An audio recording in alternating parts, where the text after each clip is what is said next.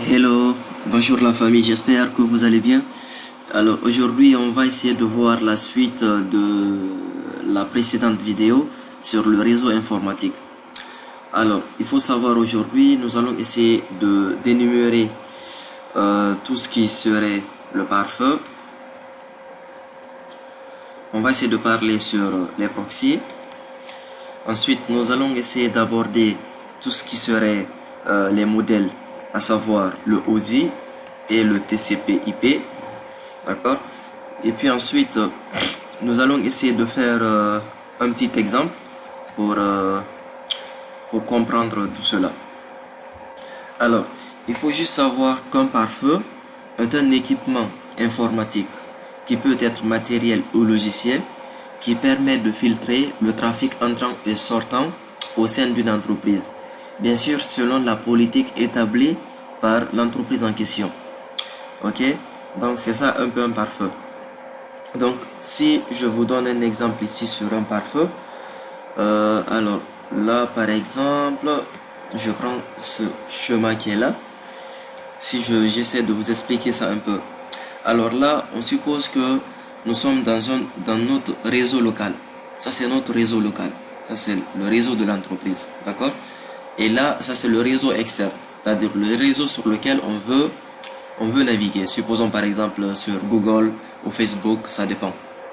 Donc si on veut naviguer sur Google, on passe par ce pare-feu qui est là, ok.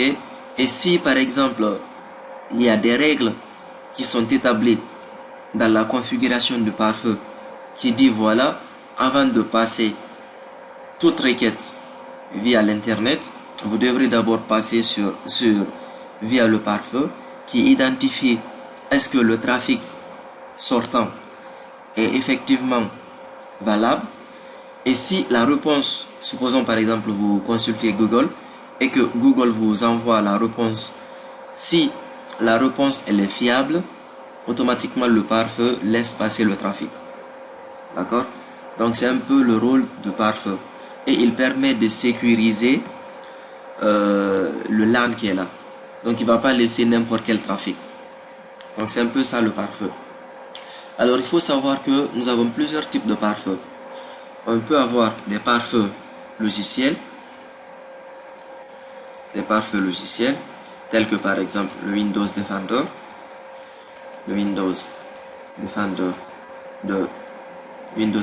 comme vous le saviez. On peut avoir des pare-feux par exemple le McAfee, tout à l'heure, le McAfee.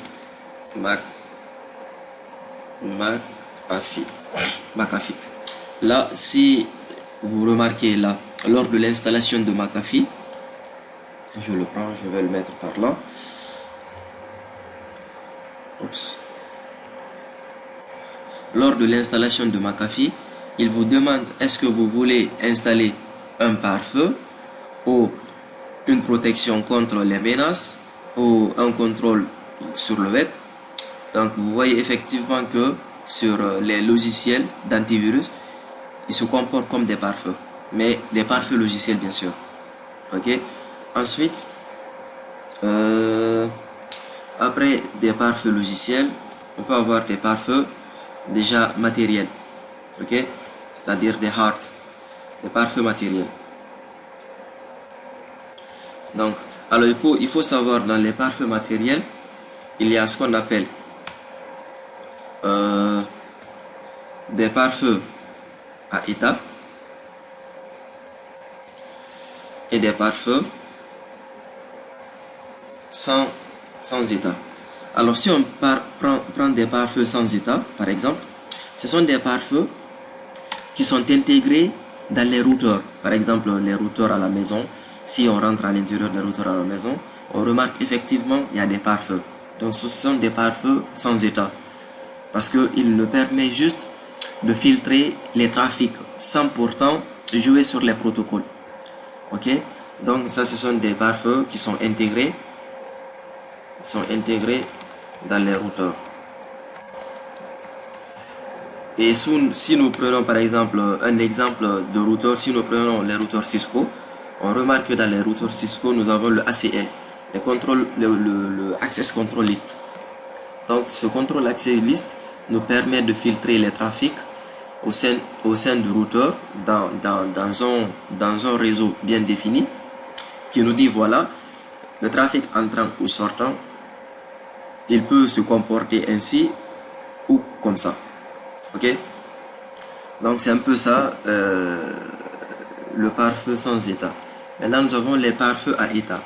Les pare-feux à état, ce sont des pare-feux actuellement, des pare-feux dont nous connaissons tous, la plupart. Nous avons par exemple le Sophos, le ASA, le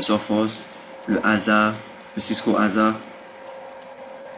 ASA, le PF-Sense. Alors ces pare-feux, comment est-ce que ça se comporte? Ils jouent sur l'établissement de la connexion sur le TCP, à savoir le ACK pour la synchronisation de la connexion. Ensuite, le SYN pour la synchronisation. Ensuite, nous avons le fin de la synchronisation ou le reste. Ok, donc ce sont des pare-feux qui se basent sur la connexion TCP. Ok, donc c'est un peu ça les pare-feux à état. Ensuite, nous avons des pare-feux applicatifs. Donc ces pare-feux applicatifs se basent beaucoup plus sur la couche 7 du modèle OSI. On va en arriver tout à l'heure, une fois qu'on part sur le modèle OSI, c'est-à-dire tout ce qui est application. Donc la couche d'application. À savoir par exemple tout ce qui est DNS, tout ce qui est FTP, tout ce qui est HTTP par exemple. Donc ça ce sont des pare-feux applicatifs. Ensuite nous avons des pare-feux de type WAV. Donc c'est le web application web. Donc c'est un pare-feu qui est là, qui nous protège contre les injections SQL. Donc pour définir ce type de pare-feu, il se base uniquement sur le mode web. Tout ce qui est mode web, le HTTP ou le HTTPS, il se base sur ce mode. Alors ce type de pare-feu qui est le WAF, il permet de nous protéger contre toute attaque de type, nous protège sur les attaques informatiques de type injection SQL ou le XSS. L'injection SQL, c'est juste la manière dont les pirates arrivent à intégrer des codes SQL dans l'URL par exemple du site afin d'obtenir la base de données ou quelques informations concernant la base de données. Et ça, ce sont des attaques qui se basent ici sur le script, sur les scripts JavaScript. Ok, donc c'est un peu ça. Ensuite nous avons des pare-feux de type captif. Les pare-feux de type captif sont des pare-feux ici qui une fois qu'on veut accéder à un site qui n'est pas autorisé selon la politique de l'entreprise, il nous affiche ici c'est comme un message d'alerte qui nous dit voilà, tu ne peux pas accéder à ce site. D'accord? Donc en grosso modo c'est un peu ça les types de pare-feu. Il y en a plusieurs, mais en résumé c'est un peu ça. Ensuite si nous essayons de parler aussi un peu sur les proxys, il faut savoir qu'un proxy, en résumé, il y a beaucoup de personnes qui essaient de faire cette nuance entre la définition du proxy ou l'utilité, si je peux me permettre de le dire. Parce que d'autres pensent que le proxy, il fait le rôle d'un VPN, c'est-à-dire une fois que je me connecte sur le proxy, je change d'adresse ou pas. Non, ce n'est pas ça. Le proxy, en résumé, il sert ici d'intermédiaire entre deux réseaux. Ok, c'est comme un gateway. C'est comme un gateway, mais ce n'est pas un gateway. Il doit faire le rôle d'intermédiaire entre le réseau LAN et le réseau WAN. D'accord? Et une fois qu'il fait le rôle d'intermédiaire, il doit permettre d'inspecter le trafic suspect. C'est ça son rôle. Donc si j'essaie de vous donner un exemple là, j'essaie de schématiser là par exemple. Voilà. Là, le proxy, qu'est-ce qu'il fait? Supposons par exemple que le A qui est là, le host A qui est là, il veut accéder sur le site web. D'accord? Et qu'est-ce qui se passe? Le A demande la requête pour le site web. Mais la requête ne va pas passer directement. D'accord? Le proxy, il prend la requête de A, il essaie de l'analyser, il essaie de voir effectivement est-ce que le A est autorisé à faire cette requête, ça c'est un. De deux, cette requête, est-ce que elle est valable ou pas selon la configuration de proxy bien sûr. Ensuite, le proxy envoie la requête au serveur web. D'accord? Donc la différence entre le proxy et le pare-feu c'est quoi? En fait, le pare-feu, lui, il va juste essayer de filtrer. Il filtre le trafic entrant et sortant. D'accord? Par contre, le proxy, qu'est-ce qu'il fait? Le proxy, lui, il va servir d'intermédiaire. Il prend carrément le trafic. Il va se comporter à la place de host A. Lui, il prend le rôle de host A et il envoie les informations au serveur via son adresse IP personnelle à lui et il envoie la requête au serveur web. Par contre, le pare-feu, qu'est-ce qu'il fait? Il essaie juste d'inspecter, de filtrer le trafic, voir effectivement est-ce que le trafic qui est établi par le A, il est valable ou pas. S'il est valable, il laisse passer le trafic. Mais par contre, le proxy, lui, il ne fait pas ça. Lui, il inspecte et il prend carrément la charge de ce trafic. Il se fait passer par le host A. Ok? Donc, là, le serveur web ne va pas connaître effectivement si en réalité c'est le host A qui a envoyé le trafic. Il va croire que c'est effectivement le proxy qui l'interroge. Mais en background, on sait que c'est le host qui a demandé le trafic. D'accord? Donc c'est un peu ça la définition, en résumé le proxy, le rôle de proxy en résumé. D'accord? Ensuite, une fois que vous saviez la définition du proxy, il faut savoir que nous avons plusieurs types de proxy. Nous avons les proxys dédiés au proxy dédiés ou transparents. Nous avons des proxys inversés. En anglais, on dit reverse ou inversé. Nous avons des proxys non transparents. Alors, pour donner la définition de ce qui est là, on va essayer de schématiser un peu. D'accord? Je vais essayer de prendre l'exemple qui est là. Je vais prendre cet exemple.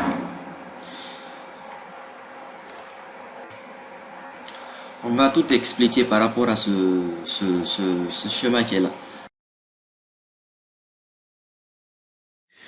Alors, je vais essayer de changer juste la couleur. Alors, supposons par exemple que le host A qui est là, il veut avoir une page web depuis le serveur web qui est là. Ok? Donc là, qu'est-ce qu'il fait? Il va faire une requête HTTP. D'accord? Comme on le voit sur cette image. Quand il fait une requête HTTP, le fait de sortir du réseau local, ok? Le fait de sortir du réseau local, tout en passant par le proxy, il fait le rôle de dédié. Ok? Il fait le rôle de dédié. Et lui aussi, qu'est-ce qu'il va faire? Le proxy, il prend la requête de A et puis il le dirige vers le serveur web. Ok? Donc, ce que vous devrez mettre en tête, que le host A qui est là, il n'a pas connaissance de proxy. Tout ce que lui il sait, il tape l'information par exemple sur sa www.google.com. Automatiquement, il y a le serveur web qui lui répond et puis il a la page web qui est là, qui s'affiche. mais sans pourtant connaître effectivement qu'il est passé par un proxy. Ok, donc vu qu'il n'a pas connaissance de ce proxy qui est là, donc cela sous-entend que on a affaire à un proxy transparent. Un proxy transparent, c'est si le client n'a pas connaissance de la mise en place d'un proxy. Ok, mais il faut savoir aussi que la requête de host A, c'est pas le host A qui le fait, mais plutôt c'est le proxy transparent qui est là, c'est lui qui fait toute requête à sa place. Et il prend la requête de A, il l'envoie chez le serveur web. Et le sens inverse à présent, si je prends l'inverse, c'est-à-dire le serveur web répond au proxy, ok, et le proxy à son tour prend cette information pour véhiculer, disons pour orienter vers le host A, ce sens inverse là, on appelle proxy reverse. Proxy reverse ou inversé. Ou inversé. D'accord? Maintenant, j'ai dit tout à l'heure, vu que ni l'un ni l'autre, à savoir le host A et le serveur web, n'ont pas connaissance de l'existence de ces deux proxys qui sont là, donc cela veut dire les deux proxys qui sont là jouent le rôle de proxy transparent.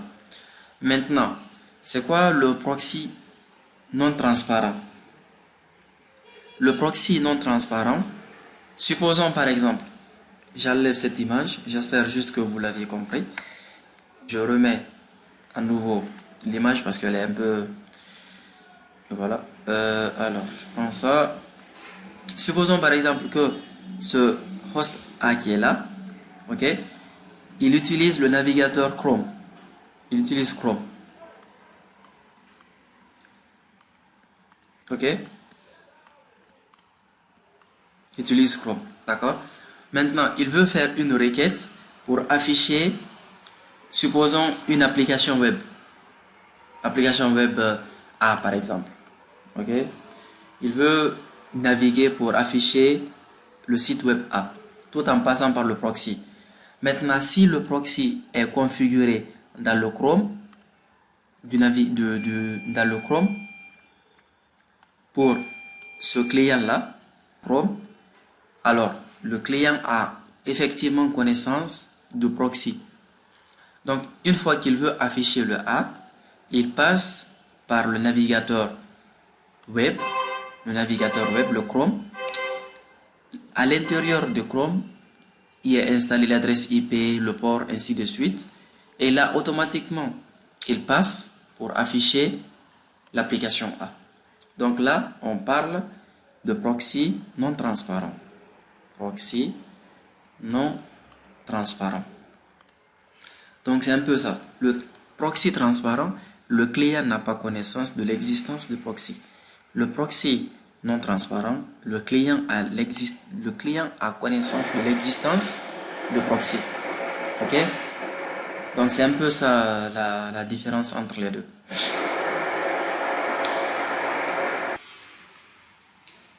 Merci et j'espère que cette vidéo vous aura plu et que au moins ça vous a aidé à faire un peu la différence entre le VPN et le proxy. N'hésitez pas de me laisser des commentaires dans la vidéo, en commentaire bien sûr, et merci, à la prochaine.